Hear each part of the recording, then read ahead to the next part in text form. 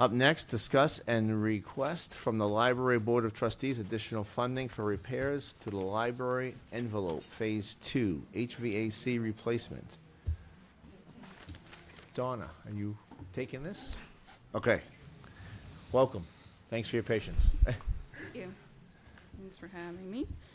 With me tonight, I have... Please sit if you want to chat, or if you...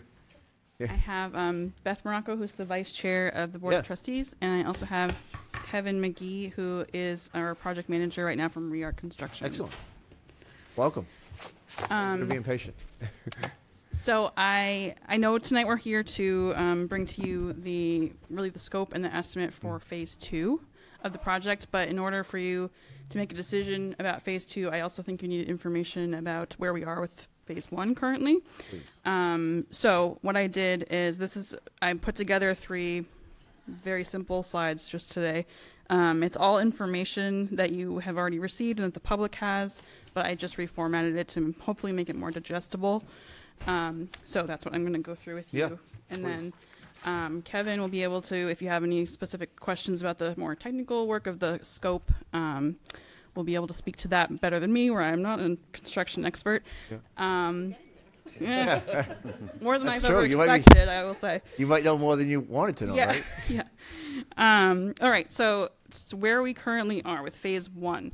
So I wanted to spell out that Phase 1 really turned into 2 different projects. One I've put in the green box and one in the blue. So the green is what we kind of came to you with the initial contract from REARC that looked at the building investigation, where we knew there were issues happening really behind the walls, or really more than what we knew at the time, in terms of leaks and insulation issues and that sort of thing. So those reports are attached to the agenda tonight so that you can look through what we have so far. There was also mold remediation work, and these recommendations most of them came directly from the extensive mold testing that was completed. Included duct cleaning, replacing flex ducts, which we brought to you as an additional cost at a prior meeting. And there was also a recent ask for additional remediation based on the results of the testing.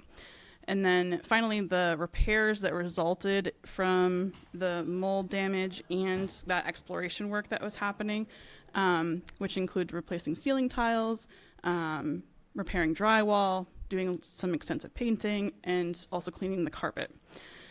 And then on the blue side, on the right side of the screen, you'll see what was required for the pipe burst, which is more the scope of what the insurance is covering. So that was a repair to the radiator, water damage restoration with ServPro. They are recommending carpet replacement, which we've come and asked for, like a carpet upgrade from you at a previous meeting. There's also moving expenses because of our large collection that needs to be moved when we replace the carpet.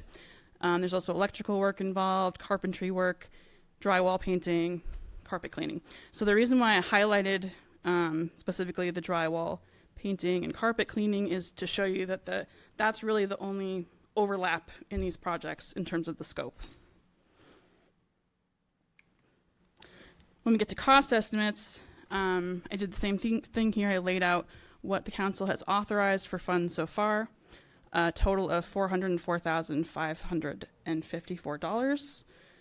And then what is committed to be received from Primex for the insurance claim at $335,871.94. What I wanted to make sure we were all on the same page about is that there isn't, because there's not a lot of overlap in the scope between the 2 projects, we can't really say that the insurance is completely reimbursing, and we can subtract from the $400,000 that town council has authorized, if that makes sense. Yeah. So really it's close to 2 separate projects where it's what council has authorized and then what insurance is covering. Went back. Does that make sense? Any questions Any there? questions on that? Okay. Okay. Go ahead. Yeah. So looking ahead at Phase 2. So we've split it up into a Part A and a Part B based on the scope of work that we felt was the most essential. And honestly, Part A needs to happen in the short term in order to prepare better figures for Part B. So what we're looking at time-wise is that Part A could happen between this fiscal year and next fiscal year. This includes engineering and design work to raise the rooftop units, because right now they're sitting in like what we're calling a bowl, which is, I think, causing a lot of issues that we've had over many years. And I think the external envelope consultant is confirming that. The preventative measures that are needed until we can replace the rooftop units, so that would include renting some cooling units that can help us control the humidity in the building, because right now our rooftop units are not capable of controlling that humidity, and it's created an environment where mold can grow. So we want to make sure that we're not adding to that environment, we're preventing that from happening again. And also through the winter months, installing glycol into the heating system so that it can help us prevent that freezing that's we've been seeing for several years. So both of those are included in the estimate for Part A, as well as some essential recommendations that were brought forth through the external envelope reports and investigations, including some issues with insulation that were flagged. So over the winter months, we won't be essentially heating the outdoors through some issues that have been caught, thankfully. We want to make sure we're using taxpayer funds efficiently and not letting that continue to happen. So that is just one area of concern that those reports showed. Just as an example, I was bringing that forth as an essential. And then Part B would be the actual work of raising the rooftop units and replacing the rooftop units, making sure that they have that humidity control function we really need. I love that this is broken down into phases where you've got it in parts, not just a big list, so good job on that. Thank you. Do either of you want to add anything to what I've... You covered it all. I think one thing I'd like just to highlight with regards to the rooftop unit right now, because the indoor doctor, who's the independent mold testing agency that you hired, said that the rooftop units need to maintain a humidity control of 50%. So, because when we did the exterior envelope consultant from CX Associates, who did multiple reports on the investigation that we did in the building, that's the one thing we were not able to test the rooftop units to confirm that they can maintain it, but based upon number one, that you have mold. We couldn't find the mold issue. It's kind of generated from inside and constantly growing, as well as just talking to the staff that, that units are not going to be able to maintain the 50% humidity as required by Jeff Bradley and the indoor doctor. So that's hence why we have the temporary cooling units, as Donna mentioned, for 2 years. And eventually those have to be done, because the negligence that happened over the years of the rooftop units, they're long past their life expectancy. So you're eventually going to have total failure. You already have failure on one unit for the on the historical room in the front, but so you have a couple of rooms that basically they're still working, limping along, but they're at the end of their life based upon the reviews that we have, and that will also be part of some of the design work, is to have a mechanical engineer come in and verify what you need and so forth, and to make sure you have the most efficiency units in the future. I also, sorry, while you're getting the mic back, I just wanted to add too with the glycol that there was a note from the contractor, or the company that we contract with, that put an estimate together for us that it is very likely when they install the glycol that they could find more leaks that we're not currently aware of in the system, and that could lead to having to make some more repairs. So I just wanted to note that.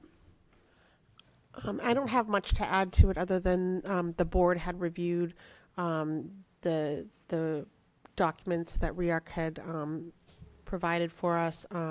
Donna's really done a really thorough job, as you can see, kind of taking really complex stuff and breaking it down to make it really easy to digest. And it's really clear that this building, we got off lucky. There's a lot of materials in this building, and it could have damaged a significant amount of things that would have to be replaced.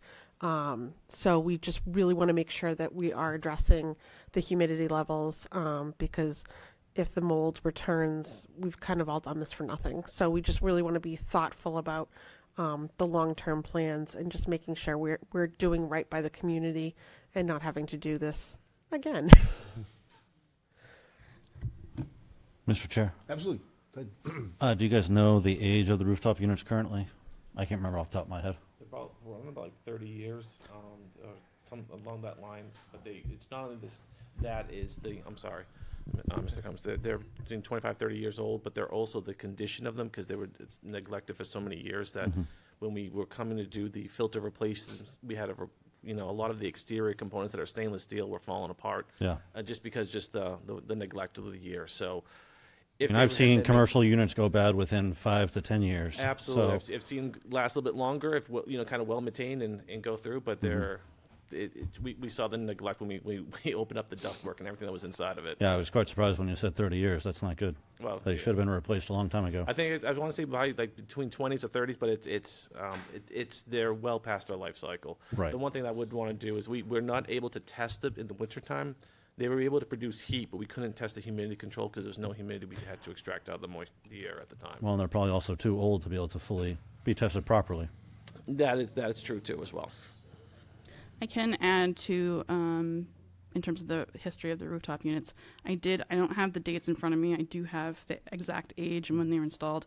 I know that the unit serving the lower level of the building is original to the addition, which is at its 30-year mark. That's not good. And unfortunately the lower level is probably the area that has the worst humidity problem, just because it's the lower level. So there's that.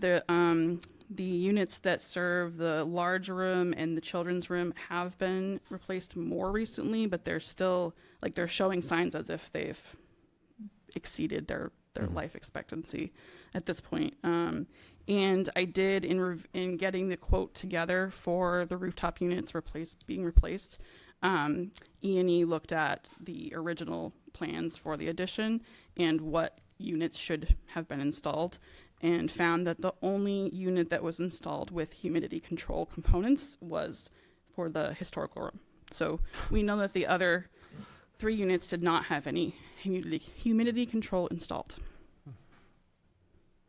Well, with my many years working in property management and construction, certainly those units should have been replaced a very long time ago. And certainly with the people who go in there, from our employees to our townspeople and to our books and our documents that are there, we really need to have the proper equipment servicing that building. So certainly this is a great plan to move forward with. Any other questions for?